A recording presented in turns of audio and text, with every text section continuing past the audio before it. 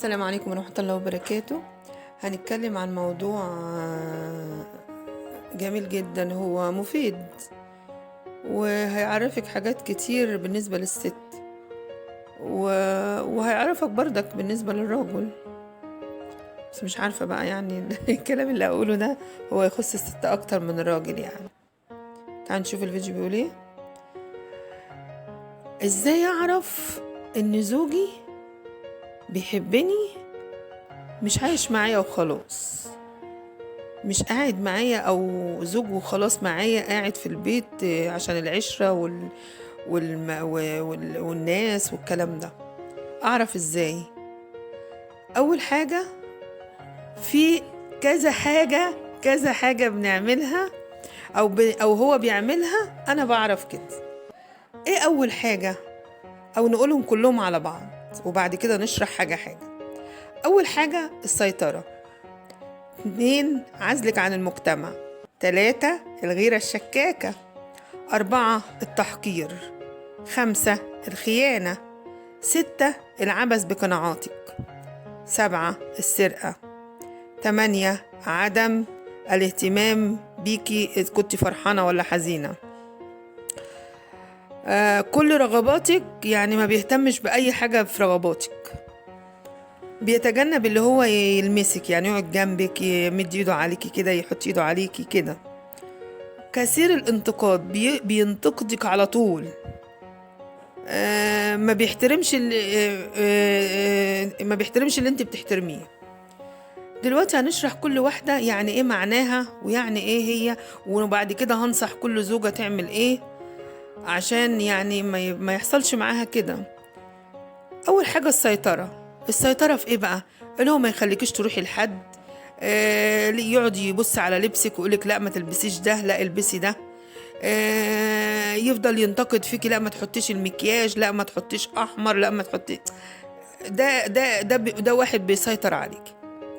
تاني حاجة عزلك عن المجتمع، يعني بيعزلك عن اقاربك اصدقائك، ما يخليكيش تروحي ولا تيجي هنا، يفضل يقولك لا ما تروحيش هنا، لا ما تجيش هنا.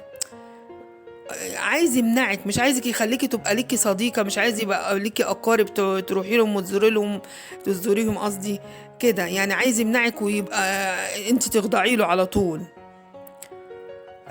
الغيرة الشكاكة، ايه هي الغيرة الشكاكة بقى؟ هو كل واحد بيغير على مراته عادي، بس في غيرة شكاكة بقى في ايه بقى؟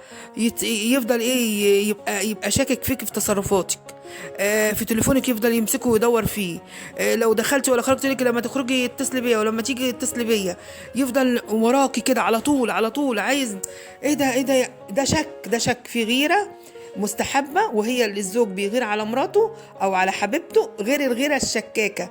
ده الشك ده لما بيدخل بيبقى حاجة مش حلوة حتى لو للزوجة.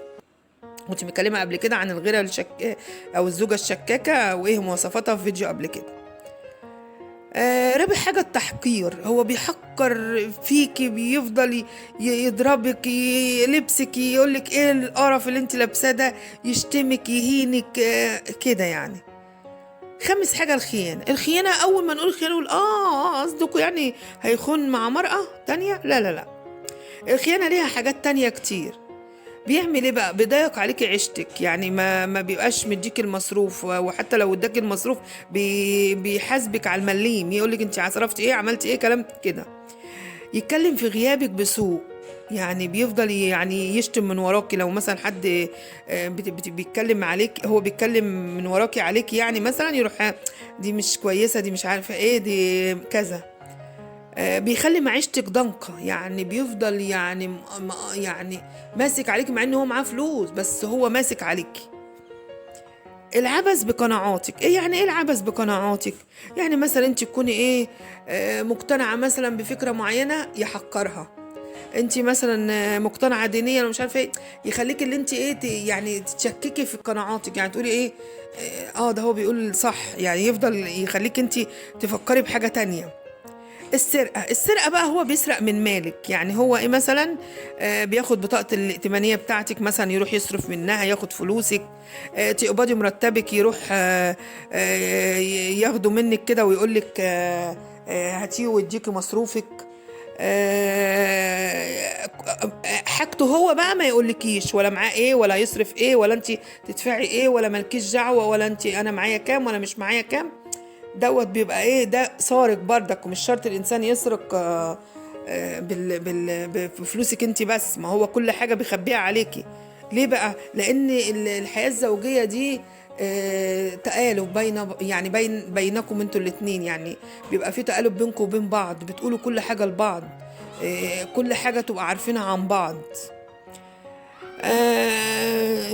في حاجة تانية، عدم الاهتمام للفرح ولا للحزن. يعني انت لما تكوني حزينة عادي ولا تكوني فرحانة ولا أكنه شايف حاجة.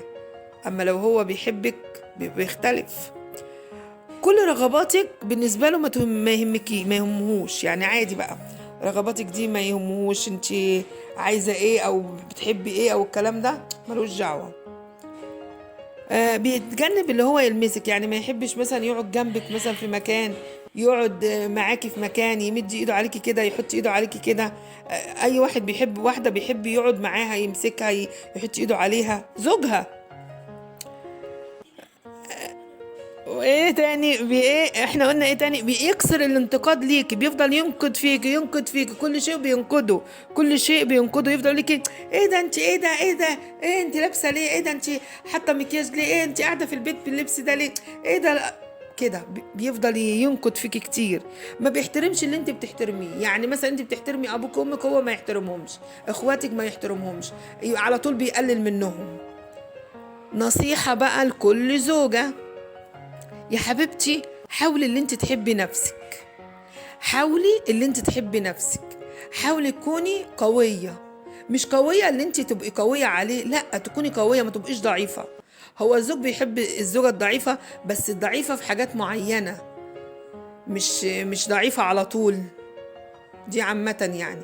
وحاولي تكوني ايه، تحبي نفسك. لو حبيتي نفسك اي حد هيحبك.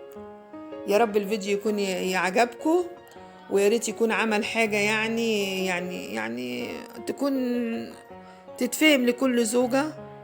تحياتي، السلام عليكم ورحمة الله وبركاته.